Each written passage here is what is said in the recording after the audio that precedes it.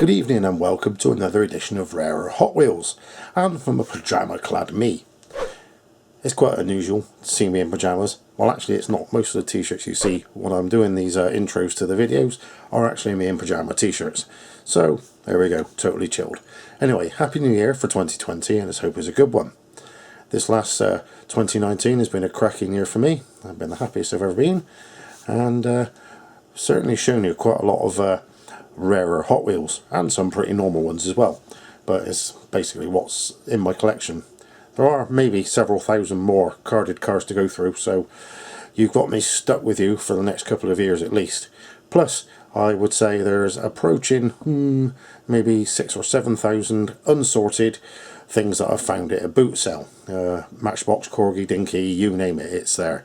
So what I'll be doing over the next 12 months, as well as introducing the Hot Wheels carded stuff out of my collection, I'll also be doing a few videos featuring Hot Wheels Redlines, Blackwall Aero cars, and some of the older Matchbox Superfast and pre-Matchbox Superfast days from the days of Lesney, Dinky, Corgi and all of that. So let's get on and have a look in this instance at mostly some rarer Hot Wheels. See you in a mo. Okay, so let's start off this retro review by sticking the 4 loose vehicles on my turntable. Now, having a look at this one, we have a Team Matchbox open wheel race car in a nice shade of candy apple red, although Matchbox describe it as maroon.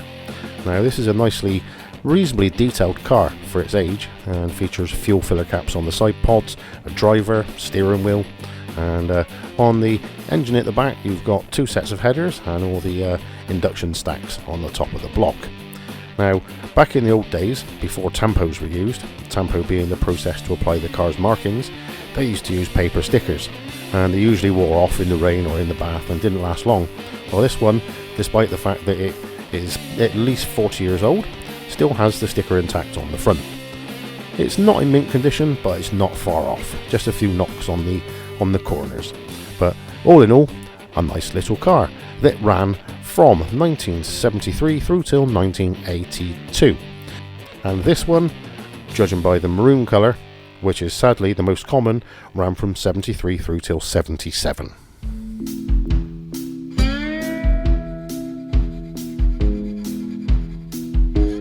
Next we go over to our French friends at Majorette, and with a model that hails from the days when Majorette cars were still made in France. The Mercedes Unimog.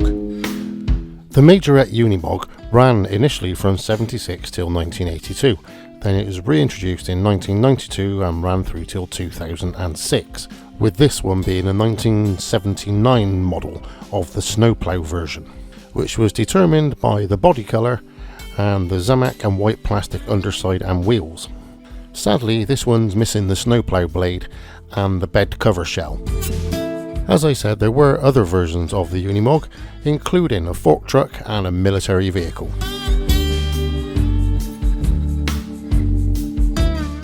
Over the years, Hot Wheels have come out with some peculiar designs, and this is one of them, and it goes by the name Slider.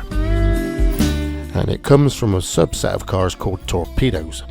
This Phil Rahman design has hints of Mustang and various other muscle cars in its design, yet it's got a really narrow body that sits between the wheels, making it an open wheeler. By Mattel standards, Slider had a relatively short production run, only from 2005 till 2008, and in that time there were only, I think, 4 or 5 variants released. This particular edition is a first edition from 2005. Oddly, in the real car rat rod world, as years went by, people started to get hold of new and old sedans, narrowing the body and fitting them out in the same sort of way as this car, only they were left ratty. So you had these outboard wheeled sort of hot rod style sedans, which should have actually wheel wells. So did Mattel start that craze, I wonder?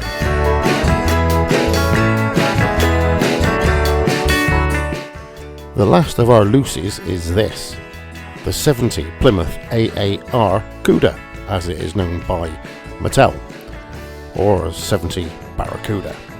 The name AAR came from All American Racers, and that was a race team back in the 1970s, whose cars were built by the famous Dan Gurney. The Cuda was designed by Phil Rahman and introduced in 2009, and it's still running now, with this one being from the 2012 Mopar Muscle Mania series.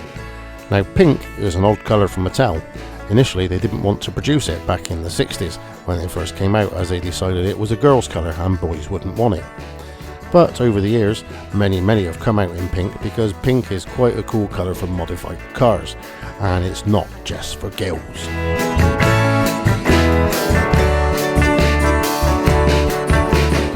Now back to Mattel with my 12-year vintage Super Treasure Hunt.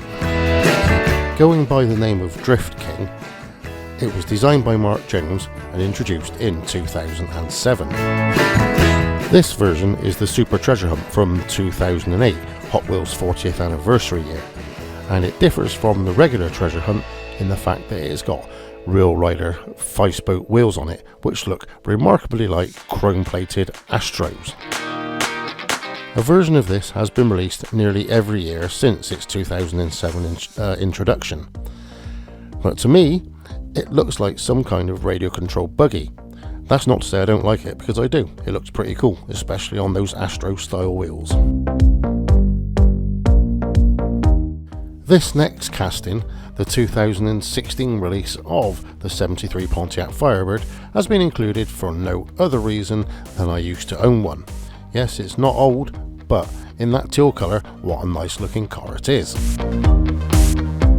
In the real world, the bullnose Firebird was made from 1970 through to the end of 73, and in my humble opinion has one of the most aggressive muscle car front ends this side of a GTO. In fact, it's got a family resemblance to the GTO, only it's missing 2 headlights. This little gem was introduced in 2012 and was designed by Brendan Fatuski. And it's a popular casting, and Mattel are still popping them out from time to time. This casting of the 68 Mercury Cougar was introduced in 2002 and was designed by Phil Rahman, and his interpretation of this posh bodied Mustang is a really nice looking casting. Strangely, there are 2 versions of this casting, some with a fixed hood and some with an opening hood, with this one being of a fixed hood variety. This particular car hails from the 2014 Kroger exclusive Sweet Ride series and represents Cinnamon Fire, which I guess is some kind of American candy that burns your mouth. And finally, we have this very limited edition Street Rodder from the 2009 Wild Weekend of Hot Wheels 6, which took place from July 30th to August 2nd, 2009 in Waterbury, Connecticut. This convention release was limited to 2,000, and this one is number 00655.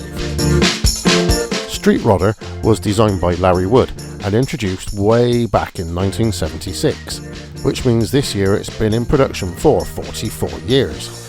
And doesn't this little hot rod look oh so cool in Spectraflame green with those flames?